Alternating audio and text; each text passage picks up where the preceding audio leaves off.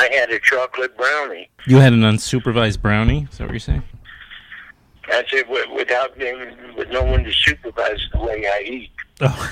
Although my wife tries very hard to... but I'm getting better. But dessert is a kind of a secret. Gotcha. I'll keep your secret. No one's the wiser except for anybody listening. Okay, good. Just don't tell your wife to listen to this podcast, and then. Okay. So we are recording. Okay. All right. So anything you say now will be possibly held against you. Right. Do you know that joke? There's a joke. It goes, "If I told you what a beautiful body you have, would you hold it against me?" That's how it goes. I remember that. Just. Wait, you're muffling up. You're muffled.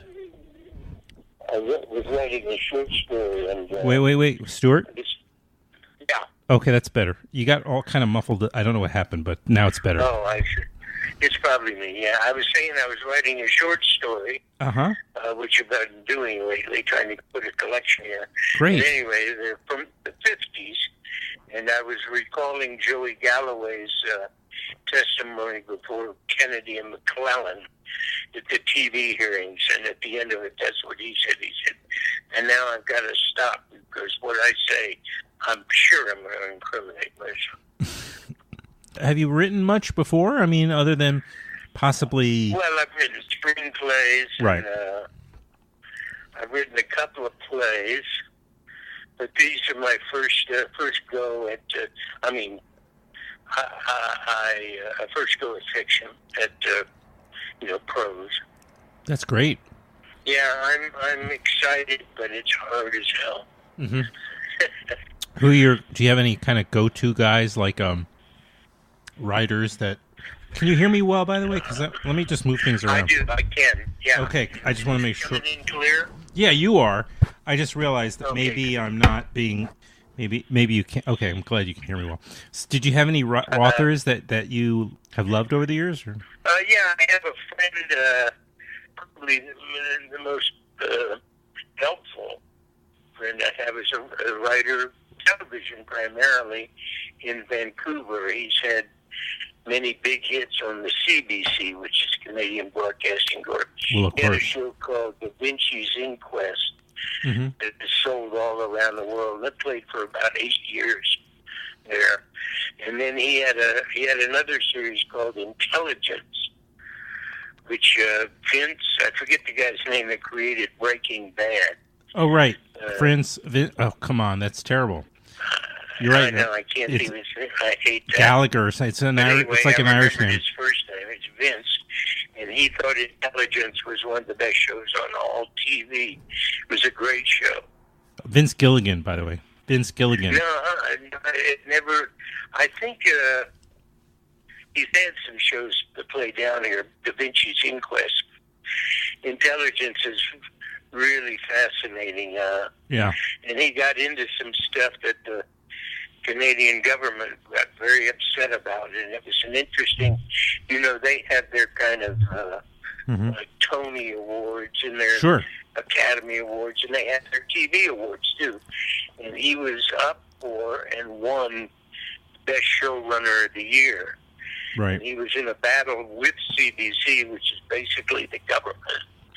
Don't they? What he was But don't they know that only brings the TV show, that only brings the TV show more attention? So I don't know why, Well, but, they went, when he got up to make his speech, they went to commercial. Oh Jesus, that is so old-fashioned. Wouldn't let anybody watch it. Well, I almost have to applaud them. That's so blatant. It's almost admirable.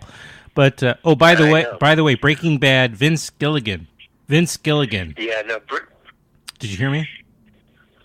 Yeah. That's the guy that's... Breaking Bad was, I think, my second favorite TV show ever. Please say the first is Rockford Files. No. Well, personally, I loved it. But, yeah. No, The Sopranos was right. a knockout. Oh, yeah. Knockout. And there is a tie-up here.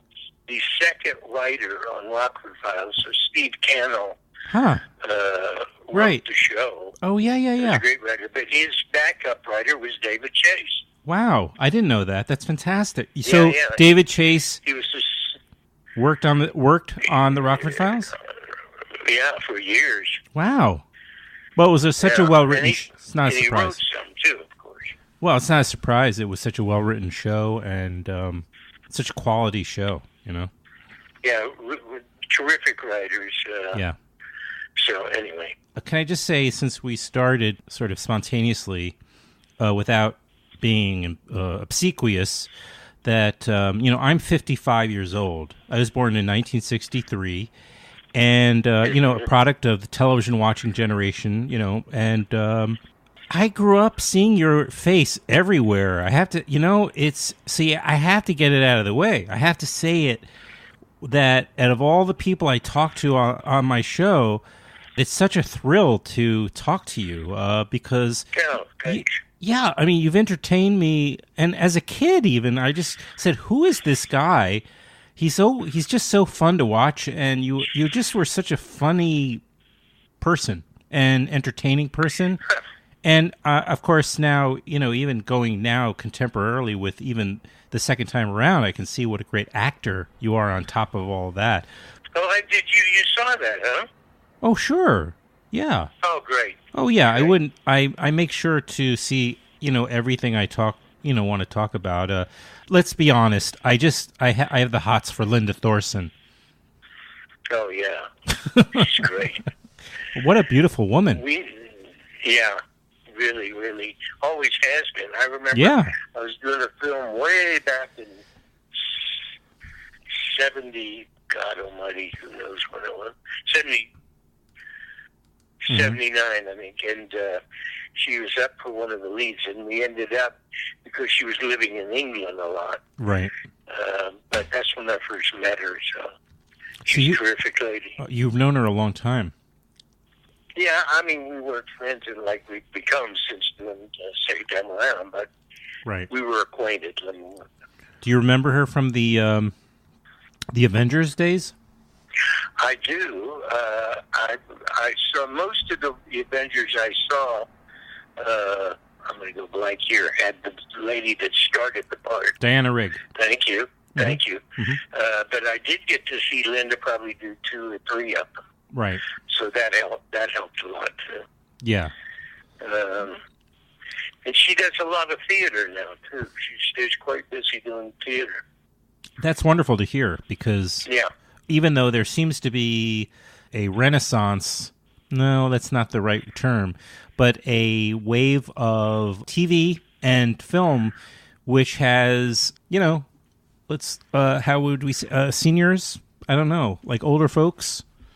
Right. Seasoned actors. It's great to see all over the place now. Michael Douglas and Alan Arkin do that Netflix show, and Jane Fonda and Lily Tomlin, and it's. Right. I think the success of series like that have also brought. There's a bunch of films, and I would put Leon's film right there in there, where it's great to see. Yeah. It's great to see not only you guys represented in film, but also given roles where you're actually romantic, you're dimensional. There's so much more to you than the old, the way we used to represent seniors so much of the time is kind of punchlines. Well, even sexually active. Exactly. Thank God. You give me hope, I mean, your character, Isaac, was getting more action than I get. My first screen kiss was Richard Mulligan. Say that again? My first screen kiss was Richard Mulligan. With Richard Mulligan? So I've been... Is that true? In a film called S.O.B. Yeah, I remember that. A Blake Edwards film. Of course. There's a big moment and everybody's celebrating. I think it's when Julie has her moment and everybody's running around hugging, and we hug each other, and then I kiss him and he throws me away. Oh, that's funny. That was a real Hollywood Insider kind of movie, right? Yeah, it was. It was great fun to be in, and I had a terrific time. I got to spend one whole week at lunch every day for 5 days with William Holden. Oh, my God. The MGM commissary. Great stories and unbelievable life he lived. Yeah. Oh, William Holden, really? Yeah. That's amazing. Well, he was talking about, because he had a game reserve in Kenya. Really? And he had an apartment in Hanoi. Where? In Hanoi?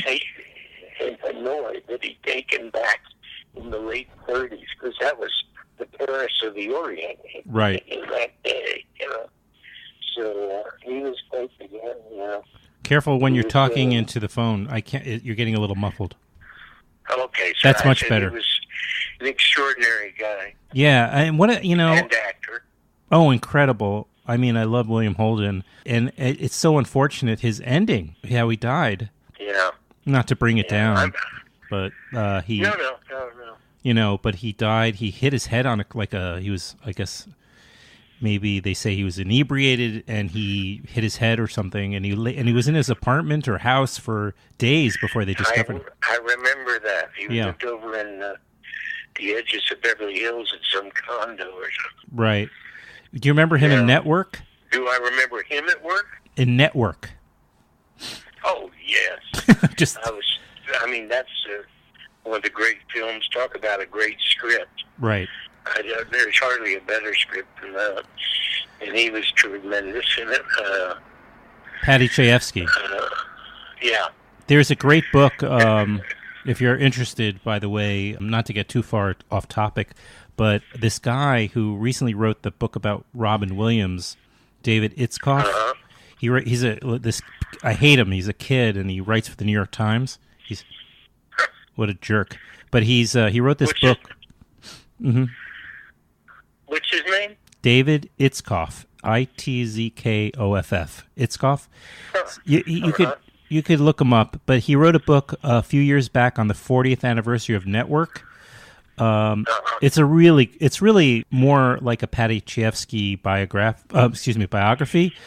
But it uses Network, the making of the film, as kind of the backdrop, and it's a great read.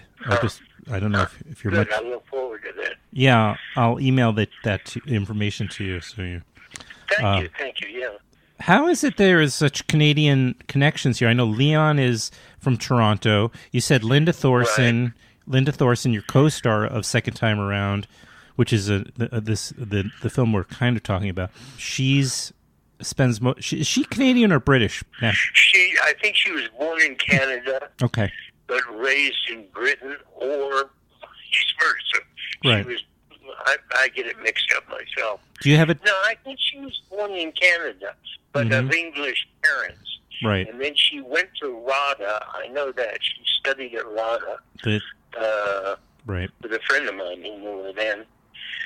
And so she's going back and forth a lot. I mean, I lived in 1969. I bought a little farm on an island in between Vancouver and Victoria. Oh, yeah. Okay. I was writing songs then, and I got an advance from BMI, and I used that money to put a down payment on this land. And then in 1980, I went up there to live, and I lived there for 22 years. Why did you? On the island. Okay. Well, it's just stunningly beautiful. Well, I bet. But you were so. But I just kind of wanted to get away. I had just picked up. I married an old sweetheart, and she had 3 kids, and I didn't want to bring them up in Laurel Canyon. So, right. I thought, this would be great. So they all grew up on the island. And, was it your intention that you would just, because you were working a lot, that you would just commute to wherever you had to go to work, or were you thinking of semi-retiring at the time, or what was your? Yeah, I think that was the thought. I was dumb enough to think I could do that. Mm-hmm. I was going to try and write then, and I was just serendipitously lucky, and that production started in Vancouver. Mm-hmm. They started making films. Right. Well, they were doing them in Toronto, but Vancouver kind of boomed. Yes. And I did an early film. I did one of HBO's earliest films called Glitter Dome. Glitter Dome, I with remember. Jim Garner and Margot Kidder and John Lithgow and John Marley and Well, terrific cast. I never heard of any of those people, but they sound real great. I'm kidding around. I'm sorry. You're gonna have to put it. You're gonna have to put it. So wait. You said you were writing music or recording music. So tell me. Writing primarily. For others, were you trying to publish, or were you? What was your? Well, I was. I had partners. Okay. There was a group called the Parade. This goes way back into the mid '60s, Mm-hmm. and the Parade had a big hit, and I was hanging around with that group, writing songs with them. Okay. And then we all moved over. We all had an office at A&M Records, which was the old Chaplin Studios in those days. Mm-hmm. And so I was just a songwriter for the music company there. Were you already an actor though? Weren't you by the '60s? Oh yeah. So what? How did you? I mean, what was the background? What was your background where you were doing? You could do the songwriting. None. I started hanging around with these guys because in the early part of the '60s, but not super early, but in the mid '60s. Mm-hmm. Was the whole English explosion of Beatles, the Stones, Dylan, and it was all happening, and it was. I can't think of a art form that was more exciting. There were no movies that could compete with. Well, I just heard the new Beatles album, Oh yeah. That was the thing of the day, and they were writing rock and roll, and just hung around and started writing lyrics. Mm-hmm. And that's primarily what I did. I wrote lyrics. I've written a few melodies, but I've co-written a few melodies, but primarily a lyricist, and that's how I got involved. Was it something it was exciting? Yeah. It's not unusual for somebody who's an actor to really want to be a musician. I know you're saying you were writing, not necessarily performing, but it's like every actor wants to be a musician, and every musician always wants to be an actor. It always seems like more romantic or glamorous, No, it's true. It was just. I think it was. I didn't know any other form, and I'm sure there hasn't been, where you could wake up in the morning, write a song by lunch, let's say, with a partner, go out and find some people that would do it, record it that night, and before midnight you'd be sitting there listening to what you created during the day, and I can't think of any other form you can do that. Well, there is now, and you're participating in it. Well, yes, yeah, it's true. It's changed. It's changed. But there wasn't then. Yeah. But getting it on the radio, I guess, was the big deal, right? Right. And we had one hit. We had a song called Day After Day, which was kind of a calypso there was a guy in a group called Shango. And the guy that had written the song, he wrote with us. He cannibalized his own melody. We wrote a song called Day After Day. When people come to LA, don't tell anybody, the whole place shaking away. But the record broke on the first day of an 11-day rainstorm. And there were mudslides and everything, and the record went to number 1 in California and number 20 across the nation. Wow. And then it was really crazy because A&M, both Herb and Jerry were heavily invested in real estate. Herb Alpert and Jerry... And Jerry Moss. Moss, of course, yeah. And the representative of theirs came and said, what the hell are you guys doing? Who performed that song, Day After Day? It was called Shango. Shango, you said that. Okay, I'm sorry. Okay. And Jerry Riopel also had it on his album. Jerry Riopel was my songwriting partner for 50-some years, and wow, he passed away this winter. Oh, I'm sorry. Yeah, it was kind of a shock. It wasn't expected, and He lived in Phoenix, and Mm-hmm. so I miss him a lot. Yeah, I bet. That's a long relationship. We were old buddies, too. Yeah. But at any rate, he had it on his album as well. I mean, you're maybe one of the most ubiquitous actors working in television in the 60s and 70s. I mean, everybody wanted you on their show. I don't know if there are too many other actors who worked quite as regularly as you did. As much as you did. It's so true. Did you? And I was going to say, maybe the writing was something where you had this serious, like it was a more maybe intellectual isn't the right word, but cerebral, or I don't know, artistic. Maybe you felt like you wanted a real artist. I never was good at writing. I mean, somebody said write a comedy. Everybody assumed, oh, you write? Oh, well, then he must write funny. Right. But I couldn't. It wasn't. Yeah. I just didn't have that in me, you know. I understand. No, but it makes sense. I can understand that, though.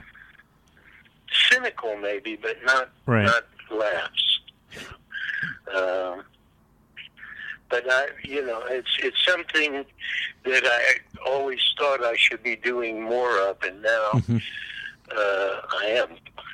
Well, the movie, certainly in the movie, even though you didn't write the music, you have an opportunity to perform some songs, some in Yiddish. Oh yeah, that's right. Really? Right. Well, two songs in Yiddish. And when you consider that I don't sing and I don't speak Yiddish, I thought it was quite I worked with a lady, wonderful lady. She was in Toronto. She was in Toronto? And we would do it on Skype. Really? And she would teach me the words, and I could see how she pronounced them. The melodies were all quite beautiful. They were old melodies, and so that was easy enough because I understood melody. Right. But, I didn't know what the hell I was saying, They didn't give so you... I felt Well, they good about that. They gave you the translations, right, though, didn't they? Yeah, oh yeah. Yeah. But it's as you're singing something, you're not... Sure.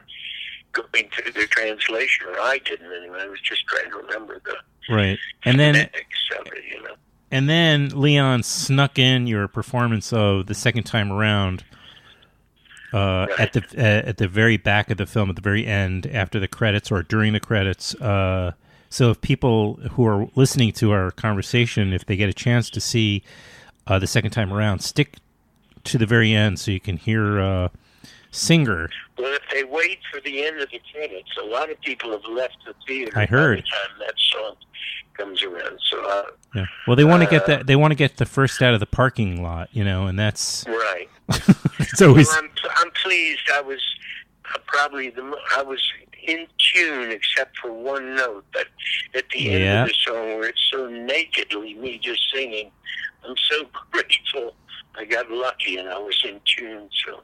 Isn't that it? Was nice. But it's funny because I know I can understand you would totally catch your one.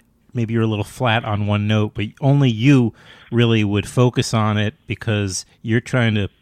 You took it seriously. You really wanted to, succeed at the song, and you noticed that you got one note, one word, or one, note a little bit off. It was kind of crazy. I mean, when he said, "Yeah, why don't you sing second?" Said Frank Sinatra's.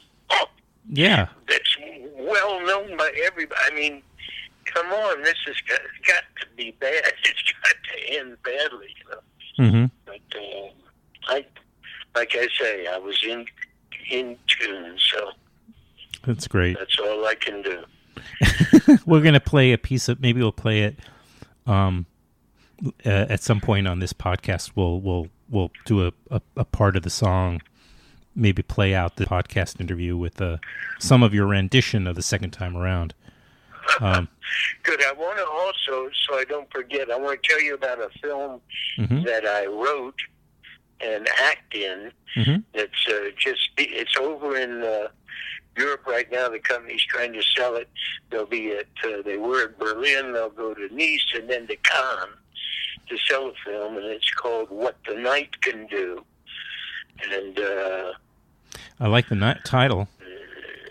Yeah, so it's Jo Beth Williams and myself and Max Martini. Uh-huh. And I'm going to forget people's names. Mercedes. Mason. Yeah. Peyton Kennedy. Peyton Kennedy. Wait till people see her.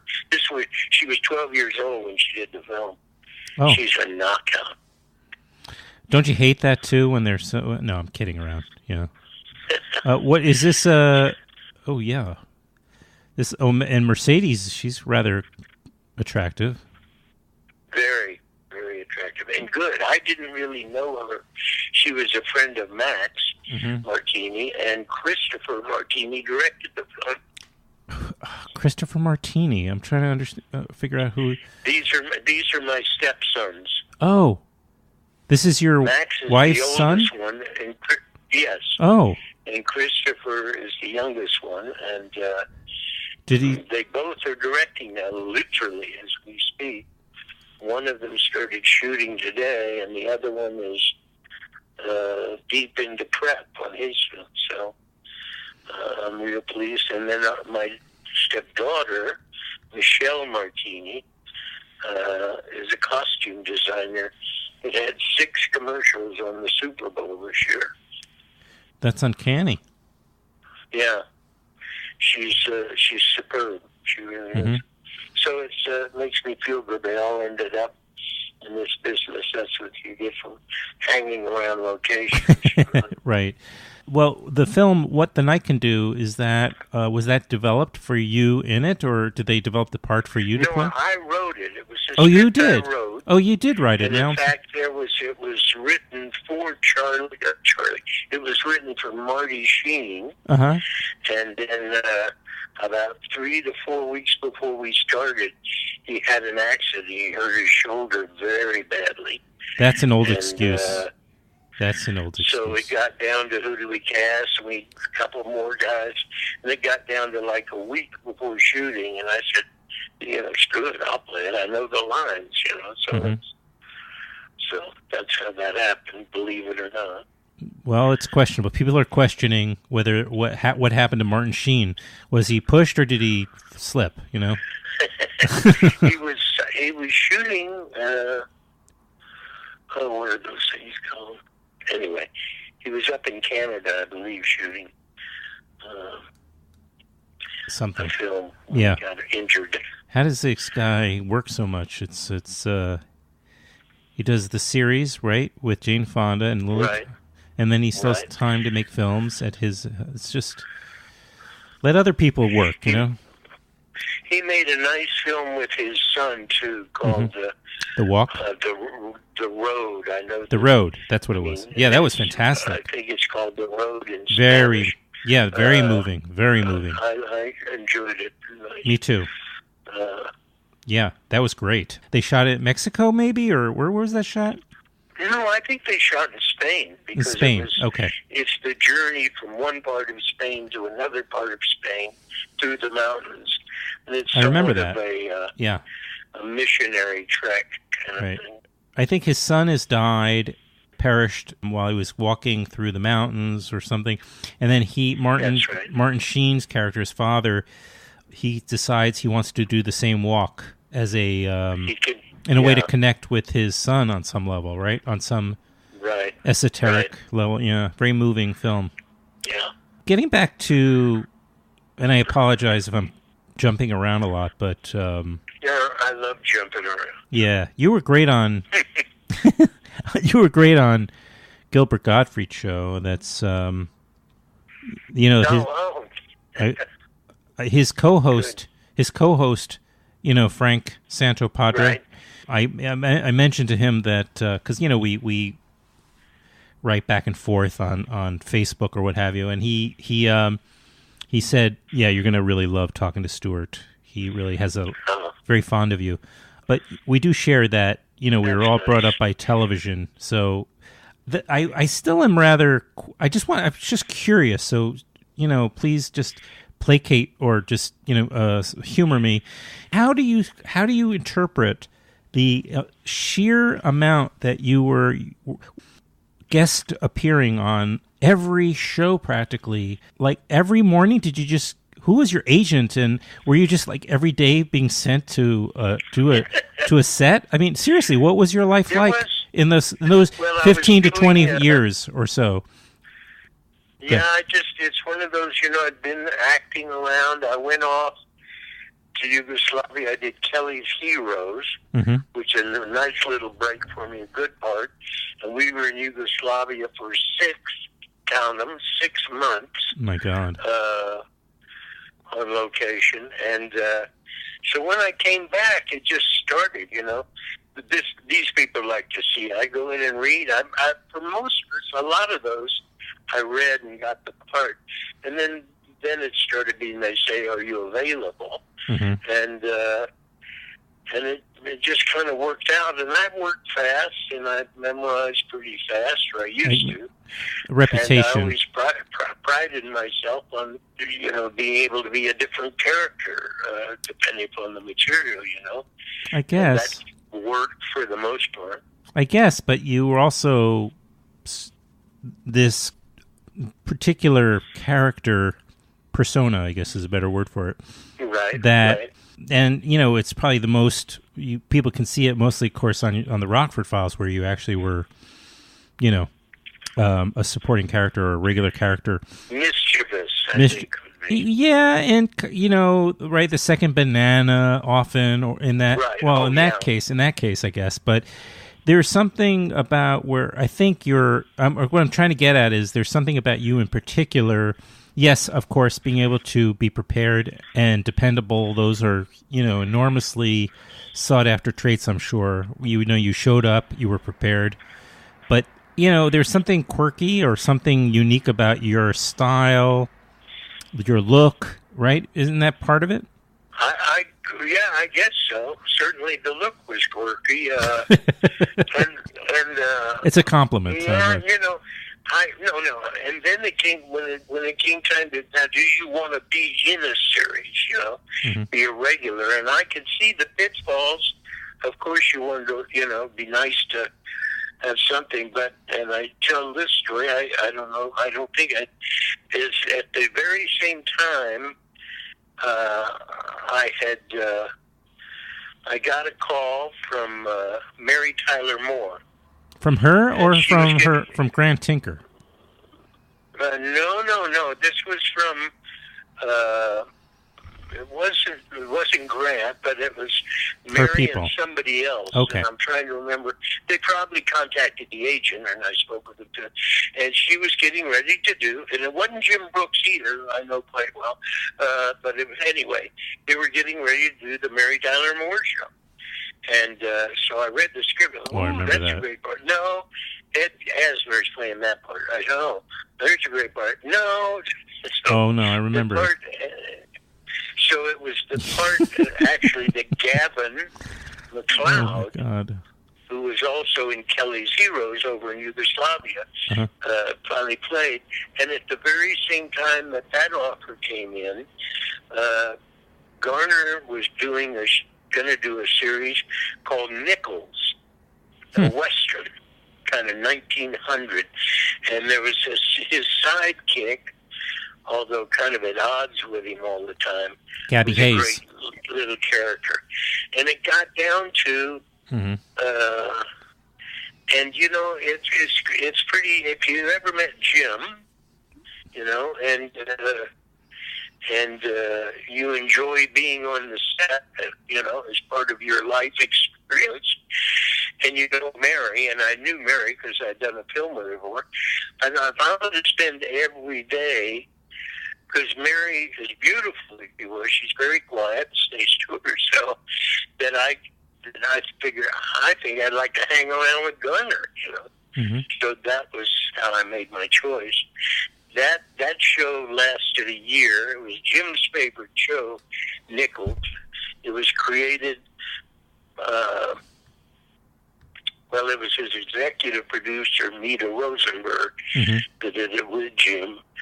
Frank Pearson. Oh, yeah. Is the creator. Frank, who wrote Dog Day Afternoon. Oh, my God, of course. Luke. Yeah, great scripts. And we were using all the hot new directors, and it was film as opposed to the 3-camera thing. So I kind of, and I love being in Westerns. I think the greatest part of being in Westerns is to either be in a studio Western town on the back lot late at night when there's no lights on and there's just the horses tied up to the pole, and you can imagine you really are in the 1890s. You know? Oh my gosh! Just sitting there having your cigarette, right? And it was a great trip. So and whiskey, it lasted a year. And whiskey, Jim loved it, but the public didn't. Interesting. So then a year later, I get a call from Jim and Nita, and they said, "Look, we've got a new thing, and this Steve Cannell at Universal has this show, Rockford Files." So it was the difference between the two characters, between Angel and God, I can't even remember the character. Mitch. Mitch. Hey, all right. Mitch was like a desert rat. Right. Meaning he hung out in they hung out in the desert. He didn't have any kind of saving grace except he was alive, you know. And Angel was an urban rat. Right. So it was pretty similar, you know. Yeah. As you were talking about Mary Tyler Moore, I was remembering, it's been years since I've seen it, but for some reason I just remember that episode where you pursued her and she was trying to be nice to you, but you were like stalking her. That is one funny episode. Anyway. Yeah, that was good. You know, I directed one of those too. Oh, yeah? It was so weird. And I got a call from Jim Brooks and he said, "Look, President Ford's going to be in this one." And I thought, President Ford? What? That's what I said. What do you mean? He's going to do a scene. We're going to shoot it. And I kept thinking, this is something bad's going to happen, and I'm going to get stuck. This doesn't sound. He ended up using his wife Betty Ford. Oh, I see. Right, I remember that. So, which was lovely, and so I had it wasn't the greatest segment ever, but it was an interesting one. Yeah, it's very memorable. I enjoyed doing it. Wait, you directed the one with Betty Ford when Mary meets Betty Ford? Oh, that's interesting. I didn't know that you directed. Had you done much direction prior to that? Not very well. Stage, not much TV, and it was you're back to 3 and 4 camera. Yeah. I forget what Mary's was, but it was one or the other. And so, in some ways, that's a little more like stage. A lot more complicated than that. Yeah. But it wasn't like a motion picture. It wasn't like, let's put the camera here and then design the,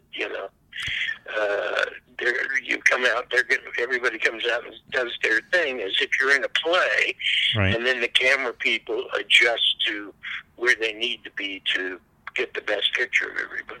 Well, sometimes like a director is more technical job, right? And I guess maybe in TV there's more technical demands in terms of knowing the camera and the blocking and all that, and how those two things work together. And then, but on obviously directing something that's more stage-like, it's a little less technical, right? Because you're more. It's more about blocking. You don't have to worry about Yeah, it was several cameras. The more I directed, the more I wished I had studied it, because I never was proficient at really the technical work, which is, had I studied, I would have been ahead of the game a lot more. And it's interesting to read, like Kazan, for example, his autobiography. I'm not trying to draw parallels, but I'm just saying that here was a guy from the stage, and it took him quite a while to become the inventive, where at first he was just, he could capture performances because he was so brilliant at that, but then he began to move a camera, or he really knew how to make films. Right. At a point. And, Mike Nichols, too, right? Mike Nichols is another one. Mike Nichols, for damn sure. And there's a few people like that. Orson Welles. Oh, my gosh, yeah. Speaking of... so I'm... Did you have a chance? Even though there's a lot of directors that do go into directing, the smartest ones, I might say, and I can say in retrospect, are those that do an incredible amount of homework about the technical. aspects that they'll be dealing with. You mentioned Orson Welles. Do you have a chance to see The Other Side of the Wind yet? Or Yes, yeah. What'd you make of that? I loved it. I mean, I love those kinds of films. Trippy films? Trippy, and just to know the involvement of who all helped put it together. Not just Orson Welles, but all the other talents that went into it that were, and I met people over the years that I actually met Orson Welles. It was, there's nothing to it, but the meeting was interesting. It was at Harry's Bar in Venice. Venice, California. Great. And I went into it. I was with a cameraman from Yugoslavia, and he knew him. I don't know how he knew him, but anyway. Oh, look, there's Orson Welles. And he went over and introduced us. And I thought, this is too cool, Harry's Bar in Venice. In Venice, California. No. Oh, in Venice, Italy? My apologies. In Italy, yeah. Oh, wow. Yeah, no, my bad. That's what I meant by it. Was very unique. But at any rate, a lot of people that I knew through the years in L.A. and Hollywood had some connection with him. And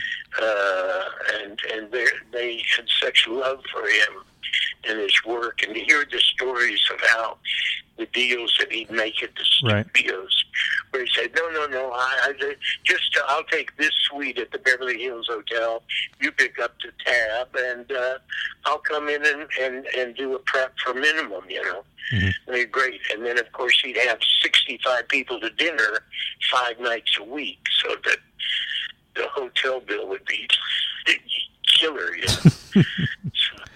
Well, it seems as though with the release of The Other Side of the Wind and some other literature that's been coming out, that maybe a good portion of Orson Welles' reputation has been restored, if you will, or put in perspective, because he was just so, I would say, maligned, with or characterized as being unable to finish film projects and et cetera, but we know much more now. And I was able to bring on a number of people involved with The Other Side of the Wind onto the podcast. Oh, and it was great. Peter Bogdanovich, but also, Joseph McBride was actually in The Other Side of the Wind, and he's a film historian mostly, and he's written about Orson Welles and John Ford. We were talking about Westerns before, and Howard Hawks. He's anyway. I'm getting a little off track. I apologize, but it's so fun to talk to you about all this stuff. Well, I do want to also make sure that we plug the second time around. First of all, you're the romantic lead in this film, where Linda Thorson plays. Wait a minute, make sure I get the. Oh, and then I also, before I forget, I want to come back to one other thing, and that is I had on Griffin Dunn on the show, and a couple of times, and I know you worked with him on The Discoverers some years ago. That's some years ago now, but I was so happy to see you in that. And the director, Justin Schwartz, he and Griffin did the podcast. Griffin came back again, but I was really happy to do that. I think at the time I was asking if I could get you too, but you were not around, I guess. I don't know. It's a long time ago already. But in the second time around, Linda Thorson plays Catherine, who is a opera-loving older woman who has an injury, and she has to, to her, I think, her hip, and she has to undergo extensive hip surgery and subsequent physical therapy, and so she's encouraged to stay at this assisted living or facility where they can give her the physical therapy, and you happen to live there. Isaac Shapiro, a nice Protestant guy who, maybe not Protestant. Maybe not. Isaac Shapiro. Did they have to? Actually, his father, and he implied he actually lived for a very short period of time, a very short period of his early life, in a concentration camp. So, and I think... yeah. Thanks for... Thanks for bringing that up. No, wait, is that what you're? I can't remember. The character, as a kid, lived in the concentration camp with his dad. Yeah. And okay. It was said that his dad took care of. His dad was a tailor. Right. Tailored That's all right. the Germans' uniforms, etc., and that's how he kept himself and his family alive. Very good. And so Isaac took that learning and held on right. to it dearly and loved what he did. Yeah. So he's a tailor, a retired tailor, I guess, but he still keeps it up at the retirement home. And right. He's kind of given up on life a bit, but he's re-inspired and invigorated by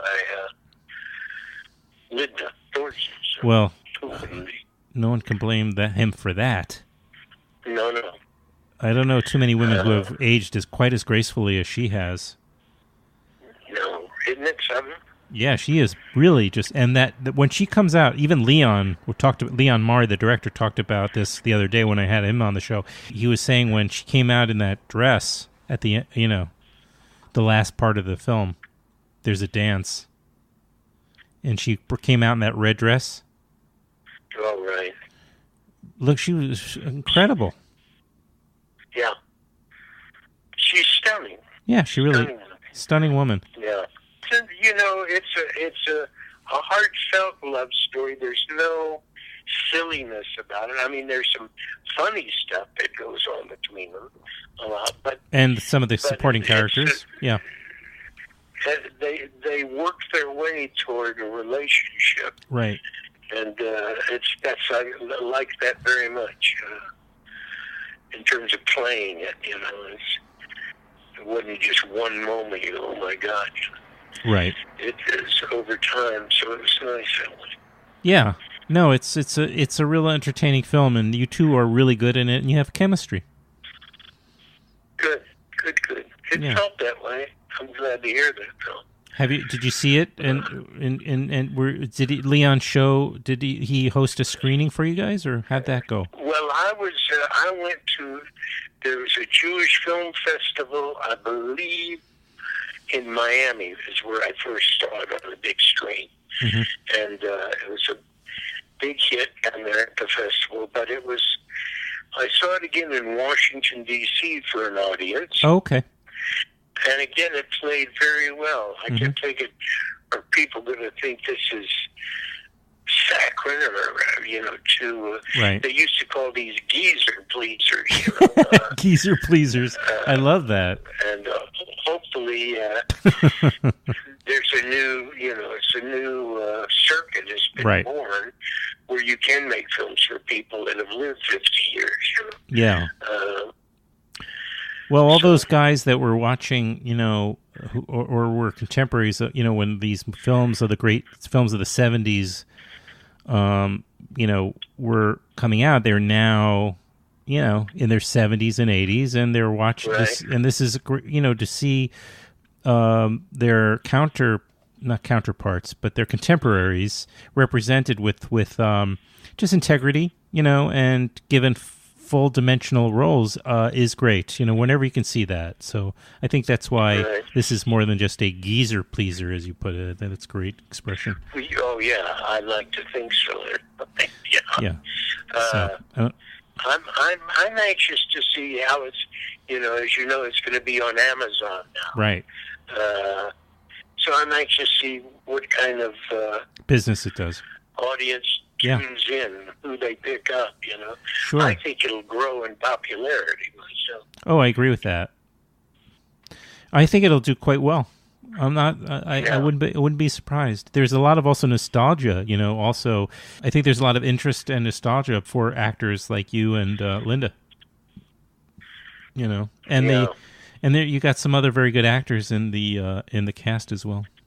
Wonderful people that live at the home. And I thought the daughter did a very good job, too. Right. It was kind of a thankless role, and she fulfilled it very well. And the granddaughter. Yeah. She's also very cute, right? Yeah.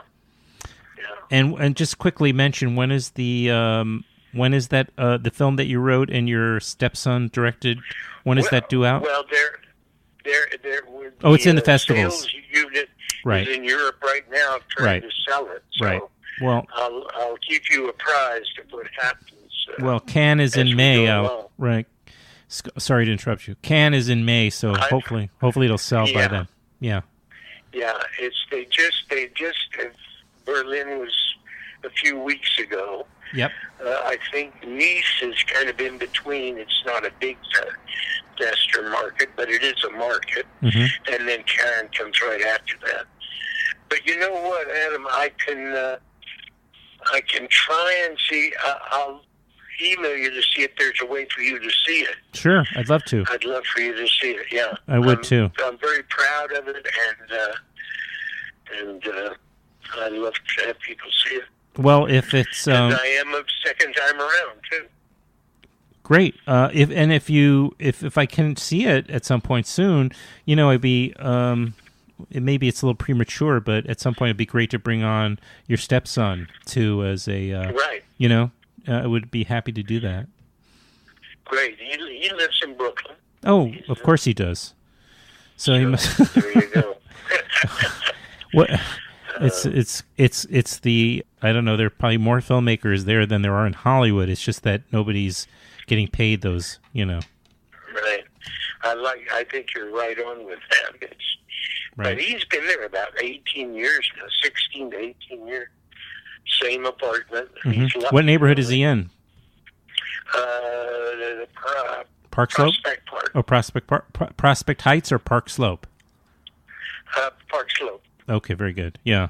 I have a short comedy. It's a comedy, but it's a short film I wrote myself, and I'm hoping to shoot it. I have a role for you if you, I guess we'd have to probably pay for you to come out, though, but it's, I'm going to email it to you anyway. Just are you going to direct it? Yeah, well, here's the thing. I was going to be in it. I was thinking of putting myself in it because it's just a short with because it's about two brothers. It's very short. It's it's under 10 minutes. The festivals like these very shorts. Yeah. They because then they can pack more shorts into the block of shorts that they're at the festivals. And so it's not my reason why I wrote it that way. It just happened to work as a relatively short, timing. Yep. But you send me the script. I'll send it to you anyway, just because I said I would. But also, I'd be interested in your take on it. I will send it to you. I think I'll read it right away. Thank you. Well, this has been such a thrill because I've been following you for, like I say, pretty much. Yeah. Pretty much my whole life. I hope I didn't interrupt too much. I was just very giddy talking to you about all your work. Thank you for that. Thank you for the attention. Sure. It's a pleasure. And so people should go see, should rather stream or purchase The Second Time Around, directed by Leon Marr and starring Stuart Margolin and Linda Thorson, which is available on Amazon and I think on iTunes too. Is it iTunes as well? I didn't know that. I'll confirm that, but definitely on Amazon, and I will post this after it's already available. That way people can go directly and watch it right away. Well, let's hope they do. I think they'll like it. They will. And I'll be waiting to read your script. Oh, thank you. I'll send you our picture when I have a good please do. Copy or one or the other. I'll wait for you to get your hands on it. What's that? Or I figure out a way for you to get your hands on it. Like, And that's offline or something like that. Right. What the Night Can Do. It's a good title. I mean, well, it's funny. We ended up using the song. Mm-hmm. You haven't even needed it. I can't. It's hard to hear you. What?